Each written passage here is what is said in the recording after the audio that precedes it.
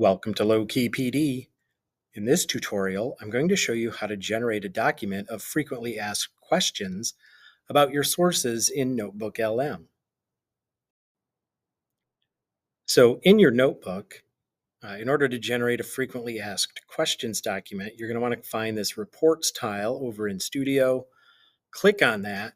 Depending on the type of sources you have, an FAQ might not show up, but you can create one by just clicking on Create Your Own.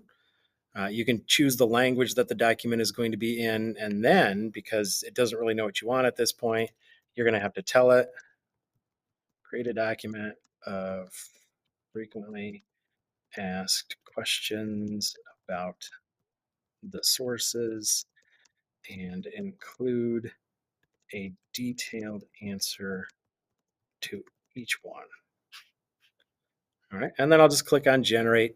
This may take a few minutes to create and then put into the studio. So what I'll do is I'll just pause the recording and pick it up once it is done. And now that my FAQ page for the factory model of education is done, I'm going to click on that, open that up.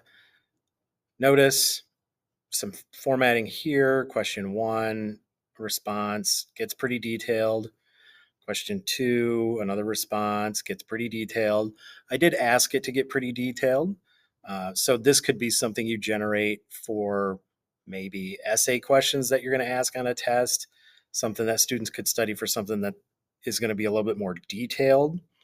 But it's pretty slick. And again, I can copy the content with the formatting, paste it into a Google Doc or something, maybe even into a slide deck or whatever. Just very versatile information here, very quick to generate. You will want to read through it to make sure it's accurate.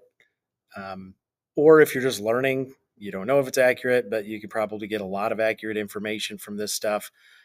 Just really powerful that you could create this type of document so quickly. Don't forget to like and subscribe for more tech tutorials, and you can find my videos on YouTube by searching lowkeypd.